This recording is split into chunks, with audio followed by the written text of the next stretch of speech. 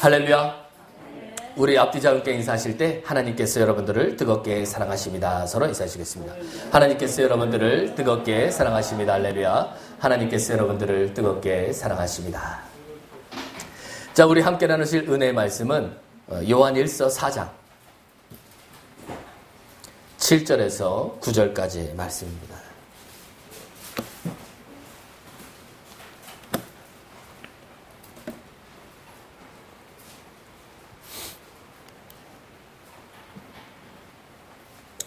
요한일서 4장 7절에서 9절까지의 말씀. 제가 가진 성경으로는 신약 392면에 있습니다. 요한일서 4장 7절에서 9절까지의 말씀. 모두 찾으시려 믿고 다 함께 천천히 한번 합독해 보도록 하겠습니다. 시작.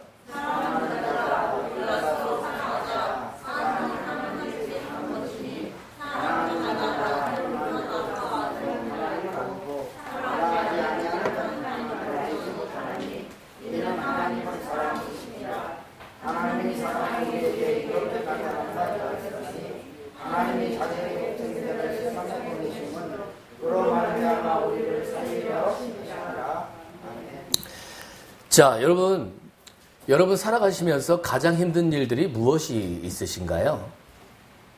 어떤 분들은 가정의 문제, 어떤 분들은 직장의 문제, 어떤 분들은 아내의 문제, 남편의 문제, 그리고 또 사랑하는 애인과의 사이의 문제, 여러 가지 문제들이 드러날 수 있죠. 그런데 여러분, 이런 문제들의 근원을 좀 보시는 눈이 열리셔야 돼요. 이 문제가 왜 왔는지를 아셔야 되잖아요. 그렇죠? 자, 우리가 지난주에 말씀을 나눌 때에 로마서 5장 10절 이하의 말씀에 바울이 앞으로 구원을 받을 것이다. 화목하게 된 자로서는 하나님 앞에서 구원을 받을 것이다. 이렇게 얘기하는 부분에 대해서 이제 우리가 함께 말씀을 나눴습니다. 여러분, 우리 믿는 자들은 이미 주님 안에서 구원을 받았습니까? 받을 겁니까? 이미 받았죠. 그런데 왜 로마서 5장 10절에서 바울은 우리가 앞으로 구원을 받을 거라고 얘기했습니까? 생명 안에서. 그러니까 여러분, 십자가의 구원은 2000년 전의 사실이죠. 그러나 주님이 이 죄의 사심을 선포한 건 2000년 전의 사실이지만 여러분, 그 사실이 우리에게 지금 적용되고 있습니까? 아직 적용되지 않고 있습니까? 사실은 적용되지 않을 때가 더 많죠. 그래서 여러분, 날마다 생명의 구원을 받으셔야 되는데, 자, 이 생명으로서, 그러니까 하나님이 저와 여러분들을 모든 생활 범사에서 우리를 살리시는 건 생명, 유일한 하나님의 이 살리는 도구는 생명이에요. 이 생명을 통해서 저와 여러분들을 살리세요. 그런데 이 생명의 내용물이 뭔지를 오늘 나누려고 합니다. 자, 여러분, 요한일서 오늘 4장 7절에 보니까 본문에 이제 요한은 사랑하는 자마다 하나님으로부터 났다고 이렇게 얘기를 하죠. 자, 본문의 강조점은 신성 안에서의 거듭남과 이를 통하여서 영생을 얻은 믿는 이들에게 하나님을 알게 하는 생명의 내용물들이 바로 사랑이라고 말하는 겁니다. 쉽게 말하면, 자, 여러분 이렇게 한번 생각해 보세요. 제가 어느 날 날아가는 참새를 보고 와, 나도 날고 싶다, 이런 생각을 합니다. 이제 보니까 참새가 날개가 보이지 않을 만큼 막 빠른 속도로 날개짓을 해서 나르는 걸 봤어요. 그래서 제가 그날부터 팔을 막 빨리 휘두르는 연습을 합니다. 그러면 제가 뜰 수 있나요? 없나요? 열심히 해도 안 될까요? 안 돼요? 왜요? 자, 여러분, 사람의 생명은 새의 생명과는 다르죠. 날 수 없습니다. 제가 무슨 말을 하느냐? 여러분, 우리의 생명은 하나님을 흉내낼 수 없어요. 하나님같이 살 수 없습니다. 여러분들은 하나님을 사랑하시지 않아요. 여러분 자신을 사랑하죠. 여러분들은 내 이웃을 내 몸과 같이 사랑할 수 없습니다.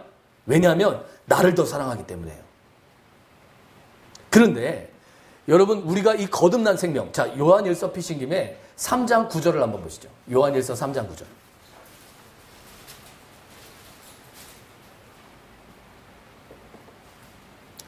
자, 한번 합독해 보겠습니다. 시작.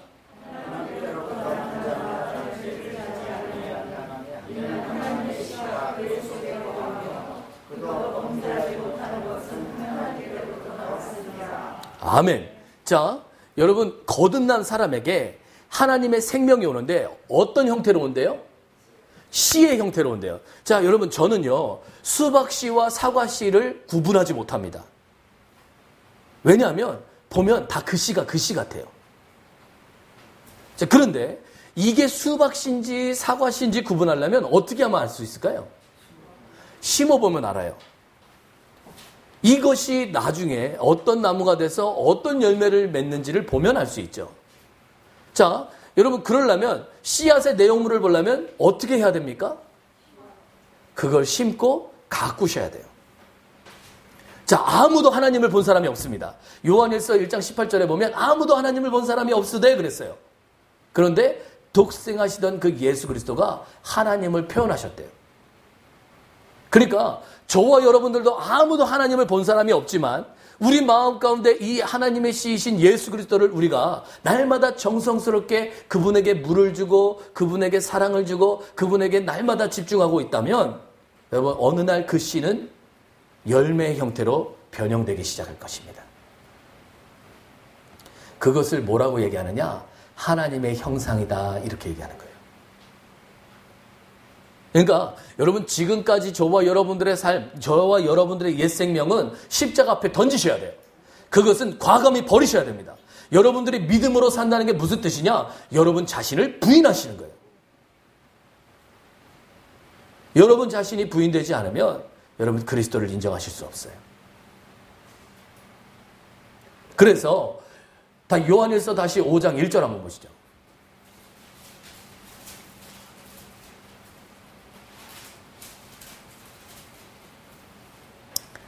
자, 또 한번 합독해 보겠습니다. 시작.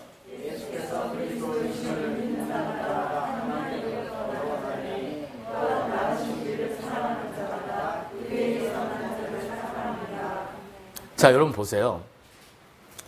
수박을 심었더니 껍데기만 나올 수 있나요? 탐스러운 수박 껍데기만 나왔어요. 알맹이를 닦아보니까 톡이 텅텅 비울 수 있나요? 그럴 수 없죠. 자, 또 수박을 심었더니 껍데기는 없이 뻘건 알맹이만 나올 수 있나요? 그럴 수 없죠. 왜냐하면 여러분 이 씨앗에는 수박에 속한 모든 DNA가 다 들어있죠. 자, 여러분 그리스도를 심으면요. 그리스도의 신의 성품에 속한 모든 게 표현되게 되어 있어요. 자, 믿음의 내용물이 뭐냐? 사랑입니다. 그러니까 자, 여러분 저는요. 여러분들한테 예수를 믿냐고 질문할 생각이 없습니다. 왜냐하면 여러분들이 예수를 믿는 믿음이 없으시다면 주일날 여기 와서 앉아 있으실 이유가요. 없어요. 그래서 그런 질문은 안 하고 싶어요. 그러나 여러분 제가 여러분들한테 묻고 싶은 게 하나 있습니다. 과연 여러분들은 그리스도를 사랑하십니까? 자, 여러분 성경은요. 하나님과 우리의 관계를 남편과 아내의 관계로 설명합니다. 자, 예를 들어서 여러분 예레미야서 2장 2절을 한번 보시죠.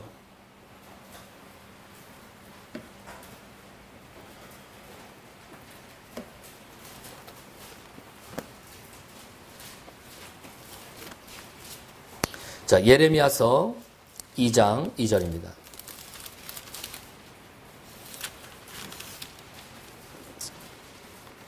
자, 한번 천천히 한번 합독해 보겠습니다. 예레미야서 2장 2절입니다. 제가 가진 성경으로는 구약 1051면에 있습니다.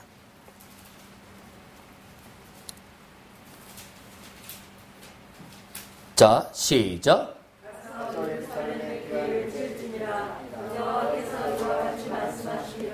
내가 너를 위하여 내 청년 때의 인내와 내 신혼 때의 사랑을 기억하노니 곧 씨 뿌리지 못하는 땅 그 광야에서 나를 따랐으니라.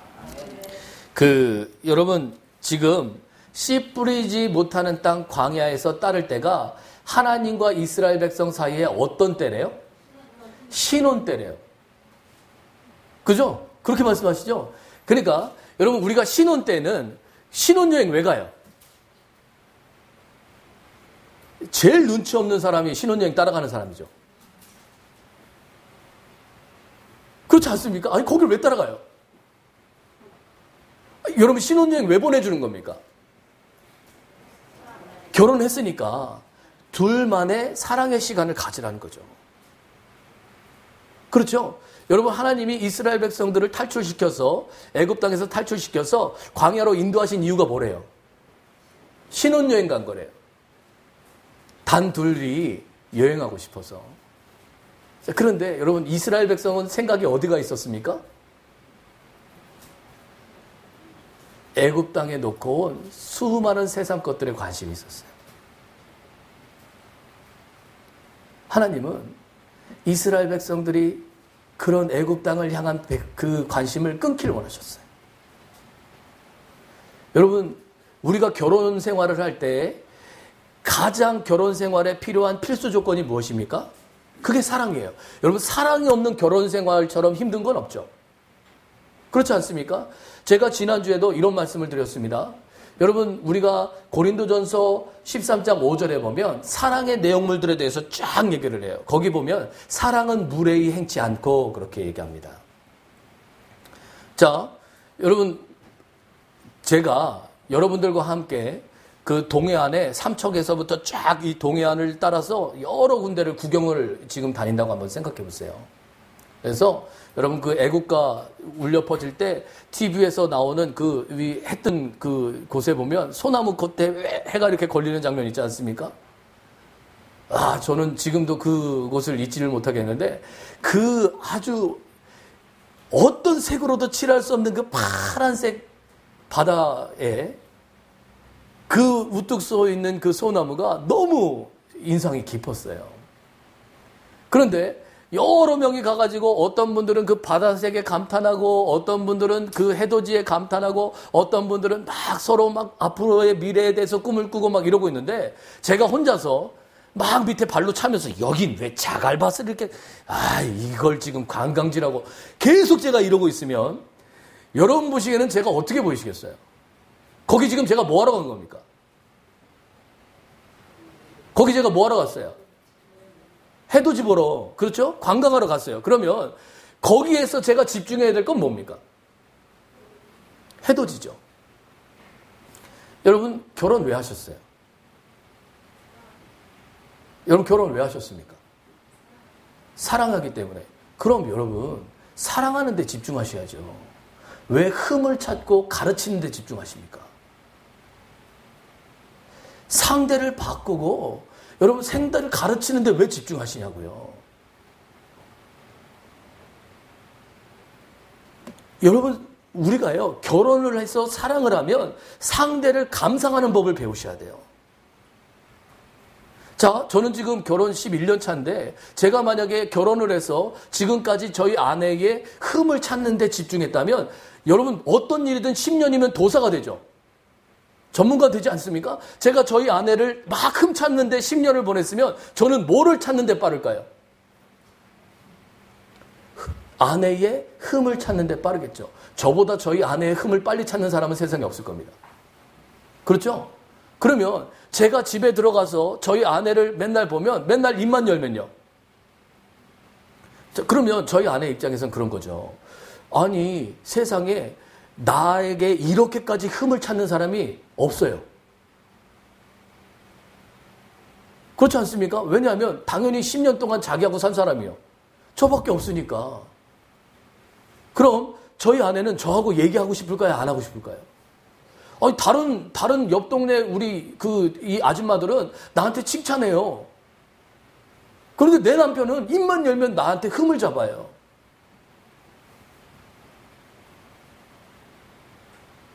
여러분, 가정이 왜 죽어갈까요? 누가 그 가정을 그렇게 말리는 겁니까? 여러분, 결혼 생활이 사랑이 없으면 힘든 것처럼 여러분 가정도 마찬가지입니다. 사랑이 없으면 힘들어요. 자, 여러분, 하나님은 생명이신데 그 생명의 내용물이 뭡니까? 하나님은 사랑이시라. 여러분, 요한 1서를 쓴 이 요한, 사도 요한은요, 2번이나 요한 1서를 통해서 하나님은 사랑이시다고 얘기합니다. 그러니까 사랑을 모르면, 사랑할 줄 모르면 하나님을 아는 게 아니래요.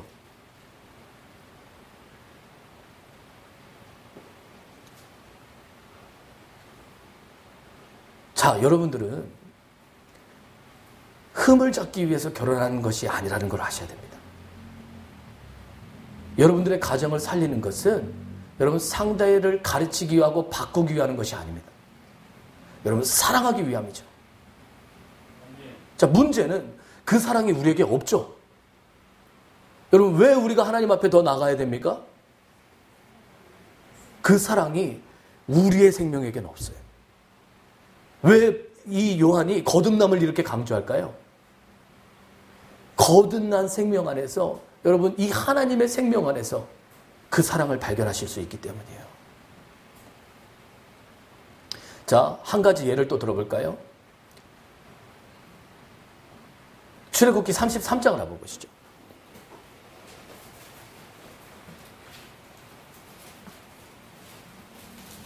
7절입니다.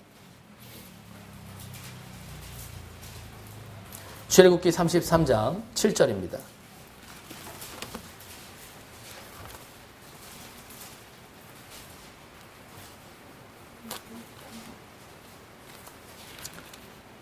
자, 한번 합독해 보겠습니다.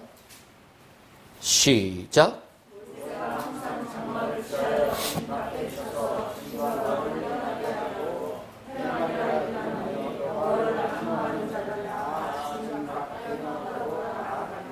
자, 여러분 이제 이거를 좀 설명을 드릴게요.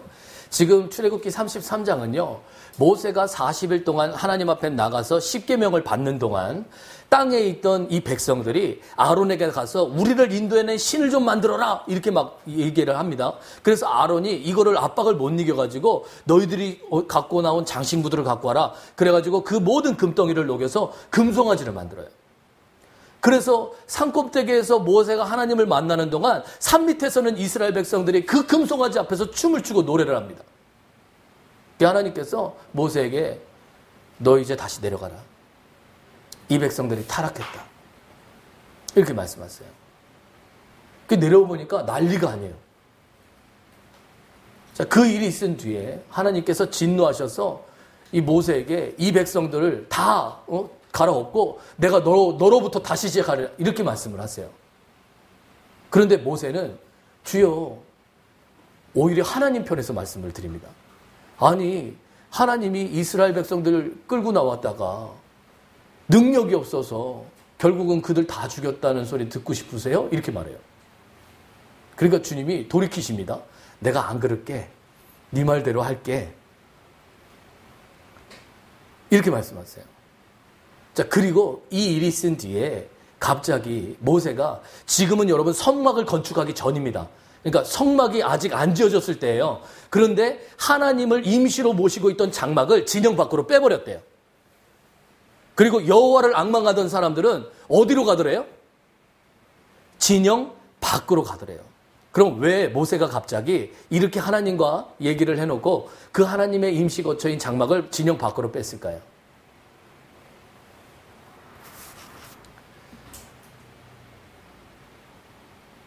여러분, 사랑하는 사람이 바람 피는 걸 보는 것보다 더 고통스러운 건 없죠. 내가 눈을 동그랗게 뜨고 있는데 내 앞에서 바람을 피고 음행을 저지르는 걸 보는 것처럼 고통스러운 건 없죠. 하나님이 이스라엘 백성 가운데 계실 수가 없는 거예요. 그분은 거룩하고 그분은 이스라엘 백성을 사랑하시는데 그 백성들은 하나님을 사랑하지 않아요. 그러니까 모세가 이 하나님의 마음을 딱 알자마자 진영 밖으로 이 장막을 빼버립니다. 그리고 하나님을 사랑하는 사람들은 그 진영 밖으로 가겠죠. 그렇죠? 하나님을 안 사랑하는 사람은요. 그냥 진영 안에 머물러 있겠죠. 자, 여러분. 이거부터 읽어요. 히브리서 13장 13절을 한번 보시죠.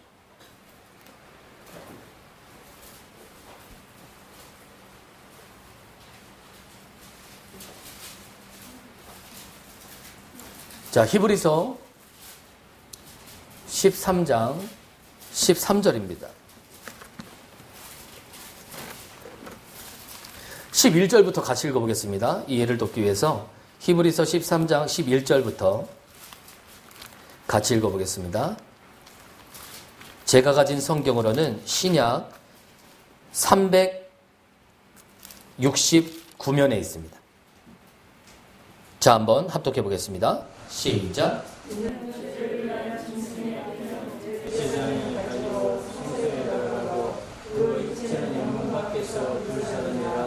그러나 예수도 자기 피로서 백성을 거룩하게 하려고 성문 밖에서 고난을 받으셨느니라. 그러므로 우리도 그의 치욕을 짊어지고 영광 밖으로 나아가자. 아멘. 여러분, 주님이 왜 영문 밖에서 십자가에 못 박히셨습니까? 하나님의 진노를, 여러분, 우리의 죄값을 대신 치르려고 하신 거예요. 그럼 간음은 누가 했는데요? 간음은 우리가 했는데 그 죄값을 주님이 대신 치르려고 영문 밖으로 나가신 거예요. 그래서 오늘 히브리서에서 바울은 이렇게 얘기합니다. 우리도 이 치욕, 하나님을 마땅히 사랑해야 될 하나님의 신부들이 하나님 외에 다른 것들을 사랑하고 하나님 외에 다른 것들을 바라보고 하나님 외에 다른 것들을 집중하는 이 치욕을 짊어지고 우리도 십자가에 나아가자, 이렇게 말합니다. 여러분, 하나님을 찾기보다는 세상을 찾기에 빠른 이 손, 그리고 하나님의 거룩함에 발이 빠르기보다는 훨씬 더 세상 즐거움에 빠른 우리의 발이 주님의 십자가 앞에 끝나는 은혜가 필요할 줄 믿습니다. 여러분, 진영안이 무슨 뜻입니까? 오늘날 제가 우리 예수 믿는 자들 가운데서 가장 가슴 아픈 것이 무엇이냐? 수많은 주님을 믿는 자들 가운데서 표적이 있고 이상이 있고 계시가 있고 어떤 사람은 성경을 박식하게 알아서 박사 학위까지도 있는데 여전히 주님을 향하여서 냉담한 사람들을 많이 봐요.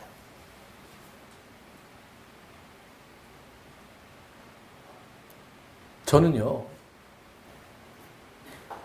교회에 대한 핍박의 얘기가 들릴 때마다 너무 가슴이 아파요. 여러분, 많은 믿지 않는 사람들이 이런 말을 합니다. 교회는 뭐 하는 곳이야?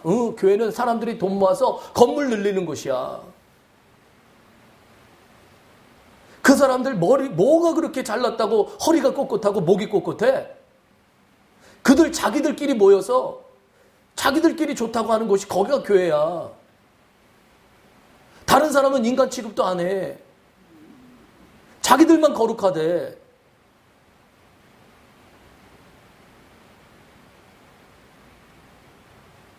여러분, 정말 교회가 그런 곳입니까? 예수를 안 믿는 사람들은요, 한 번도 하나님을 본 적이 없어요. 그런데 그 예수를 안 믿는 사람들이 어떻게 하나님을 볼 수 있습니까? 어디를 와야 하나님을 볼 수 있습니까? 바로 교회예요. 교회는 하나님의 사랑을 표현하는 곳이고 그리스도의 인격을 표현하는 곳이고 살아계신 하나님의 생명이 움트는 곳입니다. 그런데 여러분, 오늘날 많은 사람들이 이 믿음의 내용을, 그 사랑을 집중하는 것이 아니고 여전히 외적인 신앙생활과 자기 지식의 출중함을 자랑합니다. 그리스도를 향해서 냉담하고 영혼들을 향해서 냉담하고 옳고 그른만을 따지는 그런 모습이 되어버렸어요. 그러나 여러분, 이러한 우리의 모든 모습 속에서 하나님이 우리를 구원하신 방법은 하나님의 생명입니다. 저와 여러분들이 그 예수 그리스도가 나의 생명이 되심을 고백한다면, 그분이 내 안에 살아계심을 여러분들이 고백한다면, 여러분, 가장 먼저 여러분들의 마음 가운데 움트는 것은 바로 사랑입니다. 저는 그 사랑의 감동이 날마다 저를 새롭게 해요.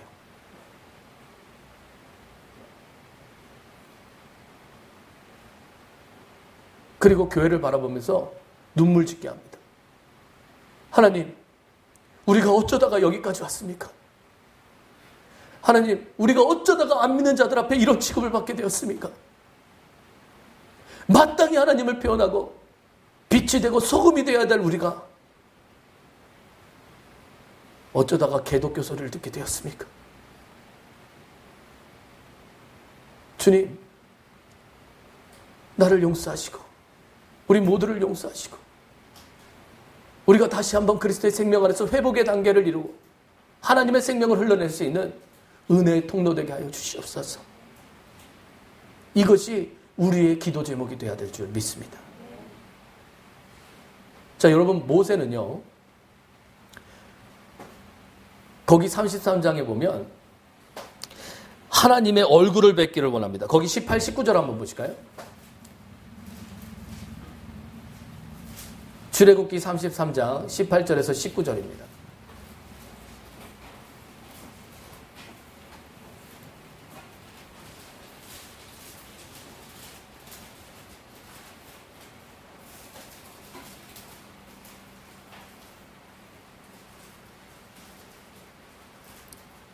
자, 또 한번 합독해 보겠습니다.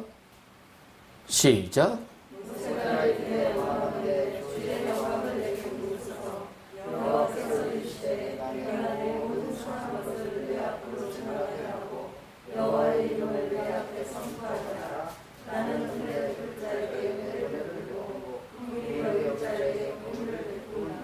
아멘.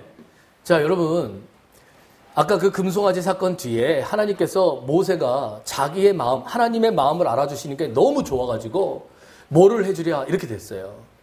그런데 여러분, 구할 게 참 많지 않습니까? 하나님, 제가 저 백성 이끌고 다니기에 목소리가 너무 작습니다. 우렁찬 우레와 같은 목소리를 주사 저들에게 겁나게 하옵소서. 오르릉 꽝꽝꽝. 혹은 주여, 제가 저들을 이끌기에 지혜가 부족합니다. 저에게 솔로몬보다 더 뛰어난 지혜를 주셔서 날마다 저들에게 더 높은 지혜를 자랑하게 하소서. 얼마든지 다른 거 구할 수 있지 않습니까? 그런데 모세는 딱 하나 구합니다. 주의 영광, 하나님의 얼굴을 뵙기를 원한다.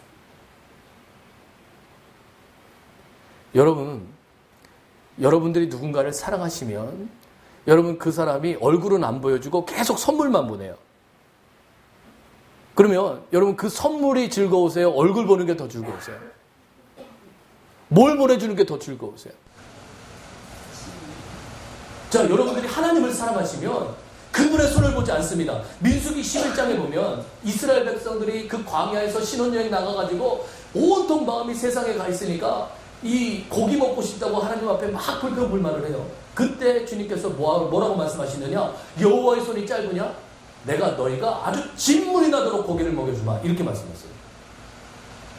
그러니까 쉽게 말하면 이스라엘 백성들은 눈이 다 어디가 있냐면 여호와의 능력의 손. 하나님이 뭘 주실까? 나한테 또 뭘 해주실까? 고기 주실까? 돈을 주실까? 능력을 주실까? 힘을 주실까? 지혜를 주실까? 순 하나님이 주실 어떤 내용물들에 관심이 많았어요. 그러나 하나님을 사랑했던 모세는 달랐습니다. 모세는 단 하나, 주의 얼굴을 배웠기를 원합니다. 오늘 예배를 나오신 여러분들은 어디를 바라보고 계십니까? 하나님의 풍성한 그 손을 바라보고 계십니까? 아니면 그분의 임재 가운데 마음이 가 계십니까? 여러분, 예배는 무엇입니까? 여러분들의 기분에 따라 드리는 게 아닙니다. 여러분, 예배는 하나님을 만나기 위해서 오시는 거예요. 그것이 여러분들의 마음의 중심이 되셔야 되고 그것이 여러분들의 기쁨이 되셔야 돼요. 그럴 때 하나님은 여러분 안에서 역사하실 수 있기 때문이에요. 만일 여러분들의 기분이 좋다고 찬양을 기쁘게 하고 여러분들이 기분이 나쁘다고 슬픈 찬양을 하신다면 여러분 어떤 감정의 기복이 생기실 수는 있어요. 그러나 그때 얻은 예배의 그 기분은 결코 오래가지 않을 겁니다. 저는 지금도 잊을 수 없습니다. 너무나도 메마른 가운데 하나님 앞에 고통지으며 눈물 지으며 몇 날 며칠을 기도할 때 주님께서 저한테 말씀하셨어요. 너는 내 아들이라. 내가 오늘 너를 낳았도다. 저는 그때의 그날 하나님께서 저한테 하신 그 말씀이 지금도 잊혀지지 않습니다.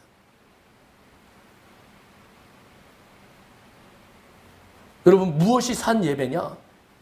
여러분, 하나님을 접촉하고 그 생명의 내용물이신 사랑이 하나님과 우리 사이에서 움뜨는 그 시간, 그 기쁨, 그것이 우리 가운데 있어야 될 줄 믿습니다. 여러분, 결혼 생활이 사랑이 없이 힘든 것처럼 여러분, 우리가 신앙생활도 하나님과 우리 사이에 사랑이 없다면 여러분들은 너무 힘든 신앙생활을 하실 거예요. 이유는 간단합니다. 여러분, 사랑이 없으면 하나님이 두려워요. 자, 요한일서 4장 18절 한번 보시죠.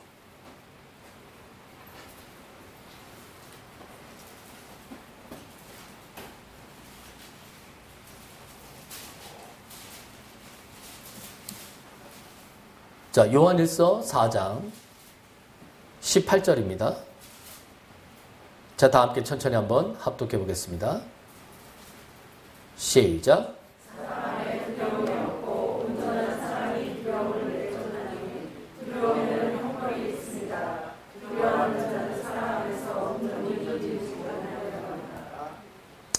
자, 여러분들이 하나님을 사랑하지 않고 그 사랑의 기쁨이 없다면 신앙생활이 무거우실 수밖에 없어요. 왜냐? 여러분 맨날 잘못하시잖아요. 여러분 맨날 죄 지으시잖아요. 그렇죠? 여러분 맨날 하나님 앞에 설 때 여러분들의 죄 짓는 모습이 보이실 거예요. 자, 그런데 여러분 지금 저희 딸이 있지만 저희 딸은요 저한테 무수한 잘못을 합니다. 그런데 저를 두려워하지 않아요. 아니, 요즘에 안전벨트 교육을 시키거든요.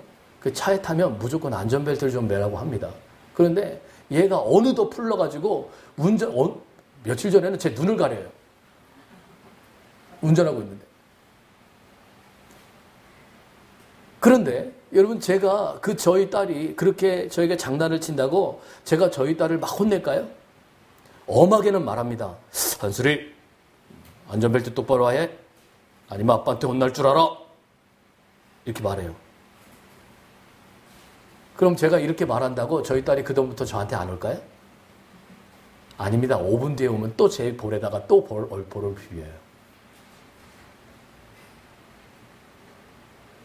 여러분, 하나님이 여러분들께 그래요.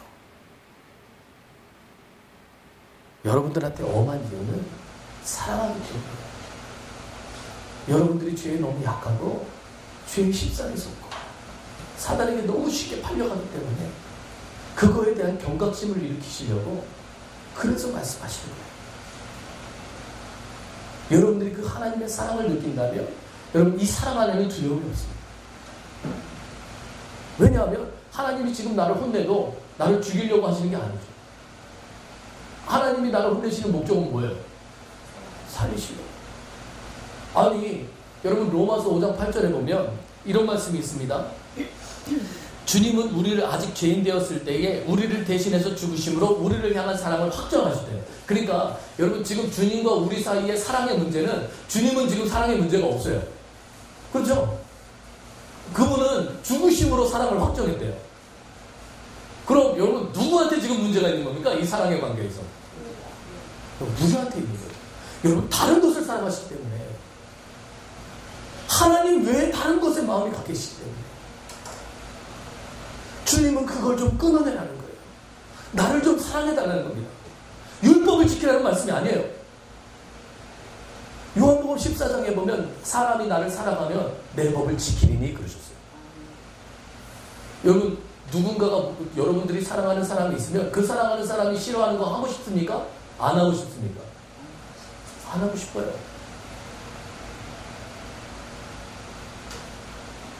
그래서 여러분들은 하나님을 사랑하는 법을 배우셔야 돼요. 여러분 자신을 사랑하고 여러분 환경을 사랑하고 문제를 사랑하는 여러분들의 모든 옛사람에게서 돌이키십시오. 영광 밖에 나가 우리를 대신해서 십자가에 못 박히신 그 예수 그리스도를 집중하십시오. 저와 여러분들의 삶 속에 그 예수 그리스도를 집중한다면 주님의 십자가의 능력이 여러분들의 전존재를 타고 흘러서 여러분 계시의 영이 열리고 마음이 열리고 항상 기뻐하며 기도할 수 있는 사람으로 우리를 성령님께서 인도하실 겁니다. 이 체험들이 여러분들이 강하게 나타나실 때 여러분 환경을 이기실 수 있어요. 여러분 두고 보십시오. 이제 이 코로나19 사태로 예배를 드리기 힘들어졌기 때문에 여러분 저는 이 마음이 확실히 와요. 분명히 진짜로 주님을 사랑하는 사람들과 주님을 가짜로 사랑하는 사람들이 갈릴 거예요. 진짜 주님의 예배를 사모하는 사람들과 예배를 사모하지 않는 주님의 손을 쳐다보고 있는 사람들은 갈릴 거예요. 그리고 주님은 정말로 하나님을 사랑하는 사람들을 통해서 일을 하기 시작하실 거예요. 저는 저와 여러분들이 이 하나님의 사랑의 실제 가운데 있기를 소망합니다. 여러분 어떤 아내가 되기를 원하십니까? 하나님과 우리가 남편과 아내의 관계인데 여러분 만일 아내가 날마다 남편을 감상하고 찬양하고 높여주고 당신이 있어서 행복해, 당신이 있어서 너무 감사해, 당신이 있어서 너무 사랑스러워, 나에게 너무 힘이 돼, 날마다 이렇게 말해주는 아내가 있다면 여러분 이 남편은요 밖에 나가서 힘을 얻습니다. 가정은 우리가 힘을 공급받는 장소예요. 그리고 그 힘의 원천은 어디서 나옵니까? 사랑 안에서 나옵니다. 그런데 어떤 분들은 작정하고 가정을 말라 비틀어 죽이기로 작정하신 것처럼 사랑을 내말려 버립니다. 판단하고 정죄하는데 시간을 씁니다. 그것은 누가 기뻐하는 일입니까? 그게 사랑이 좋아하는 일이에요. 여러분 신앙생활을 머리로 하지 마십시오. 하나님은 생명이시고 하나님은 사랑이십니다. 그분의 생명을 저와 여러분들이 살아낸다면 날마다 우리 가운데 생명이 살아나는 은혜의 역사가 나타나게 되는 줄 믿습니다. 자, 끝으로 여러분 제가 나눠드린 프린트물에 이런 예를 들어놨어요. 여러분들이 깔고 계시는 의자는 생명이 없기 때문에 여러분들 마음대로 하실 수 있어요. 그렇죠? 내가 땡기고 싶으면 땡기고 밀고 싶으면 밀고 안고 싶으면 안고 눕고 싶으면 누실 수 있어요. 그래도 의자는 여러분들에게 반응하지 않아요. 왜요? 생명이 없으니까. 그런데 여러분 사람은 그렇지 않아요. 여러분 생명이 있는 모든 것들은 여러분 마음대로 할 수 없어요. 여러분 바보 같은 생각하지 마세요. 여러분 생명이 있는 것들을 여러분 마음대로 할 수 있다는 생각은 버리세요. 그럼 모든 생명이 있는 것들을 여러분 이끄시려면 뭐가 필요합니까? 모든 생명에는요 사랑이 흘러 들어가셔야 돼요. 그래서 주님이 우리에게 필요한 겁니다.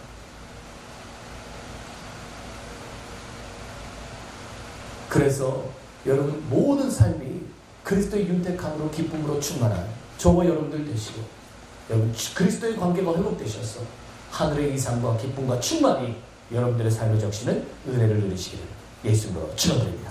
기도하시겠습니다. 할렐루야. 사랑이 많으시고 긍휼이 많으신 하나님, 이 시간도 말씀을 통하여서 무엇이 믿음의 내용물이며 우리가 날마다 무엇을 쫓아 행해야 될지 깨닫게 하심을 너무나도 고맙고 감사드립니다. 수많은 진영 안에 있는 자들은 그리스도에 관하여 많은 말들을 하지만 정작 주님을 향해서는 차가운 것들을 봅니다. 그러나 요한복음 21장에 주님께서 베드로에게 물으신 것처럼 베드로야 이 모든 것들보다 나를 더 사랑하느냐 주님이 물으실 때 주여 내가 주님을 사랑하는 것을 우리가 주님께서 더 잘하십니다라고 고백할 줄 아는 저와 우리 모든 성도님들 될 수 있도록 축복하여 주시옵소서. 이 모든 것들보다 주님을 사랑하는 우리에게 마음을 주시옵시고 생명을 주시옵시고 은혜를 허락하여 주시옵소서. 날마다 우리의 모든 전존재가 주님 안에 사랑에 머무는 기억 못된 역사로 충만하게 하여 주시옵소서. 우리 모든 성도 여러분들이 이 사랑을 전제로 우리의 가정과 직장과 자신의 삶을 꾸려갈 줄 아는 은혜가 있기를 소망합니다. 생명이 충만함이 넘치게 하여 주시옵소서. 이 모든 말씀 살으셔서 역사하시는 우리 구주 예수 그리스도를 받들어 감사하며 기도드렸사옵나이다. 아멘. 다 함께 찬송가 491장 찬양드리며 기도하는 시간을 갖도록 하겠습니다.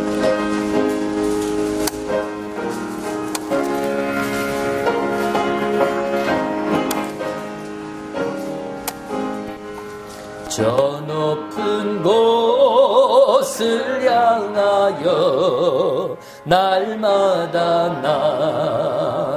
나아갑니다. 내 뜻과 정성 모아서 날마다 기도합니다. 내 주여 내 발붙드사 그곳에 있게 하소서. 그곳은 빛과 사랑이 언제나 넘치옵니다.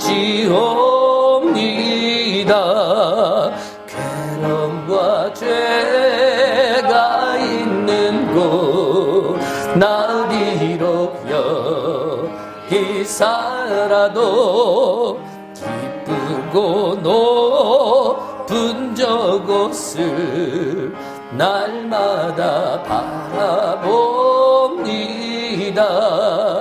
내 주여 내 발붙드사 그곳에 있게 하소서. 그곳은 빛과 사랑이 언제나 넘치옵니다. 의심의 안개를 거치고 근심의 구름 없는 곳 참된 평화가 거기만 있사옵니다. 내 주여 내 발붙드사 그곳에 있게 하소서. 그곳은 빛과 사랑이 언제나 넘치옵니다. 험하고 높은 이 길을 싸우며 나아갑니다. 다시금 기도하오니 내 주여 인도하소서. 내 주여 내 발붙드사 그곳에 있게 하소서. 그곳은 빛과 사랑이 언제나 넘치옵니다. 내 주를 따라 올라가 저 높은 곳에 우뚝 서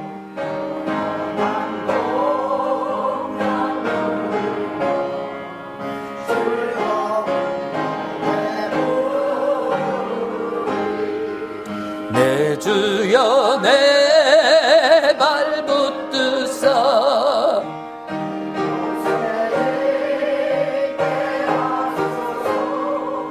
그곳은 빛과 사랑이 언제나 넘치옵니다.